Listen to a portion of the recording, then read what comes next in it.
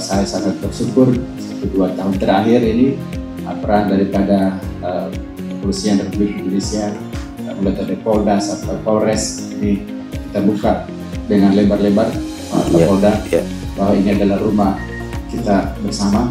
Unhas adalah milik negara dan Bapak Ibu teman-teman di kepolisian tentu juga adalah bagian dari tugas dan tanggung jawabnya untuk memelihara aset negara ini.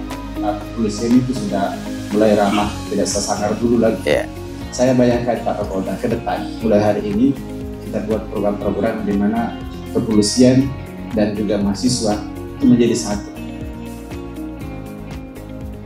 Sebagaimana merespon harapan-harapan dari Pak Rektor dan tentunya juga Bapak-Bapak Ibu sekalian, Sivitas Akademika Universitas Hasanuddin, Polda juga dengan tangan terbuka tentu menjalin komunikasi dan kolaborasi dengan seluruh elemen masyarakat, tentunya termasuk dengan dunia kampus, khususnya Universitas Hasanuddin, di mana Unhas ini adalah salah satu Center of Excellence atau pusat keunggulan Indonesia Timur. Nah, tentunya satu keniscayaan, suatu keharusan bagi Polda Sulawesi Selatan untuk menjalin kerjasama.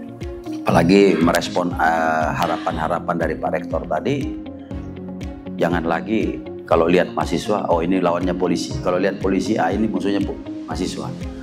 Bagaimana kita menciptakan suasana sehingga kepolisian atau petugas Polri ini betul-betul bisa bersatu dengan adik-adik kita, anak-anak kita mahasiswa. Dan alhamdulillah ini sudah saya lakukan sebelumnya di Kalimantan Selatan.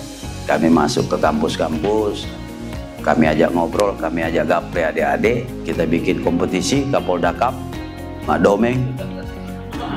Mak Domeng itu yang paling enak ya. Informal kita jalin komunikasi. Jadi kalau ada apa-apa tidak usah lagi rapat-rapat begini, langsung bisa aja ketemu-ketemu.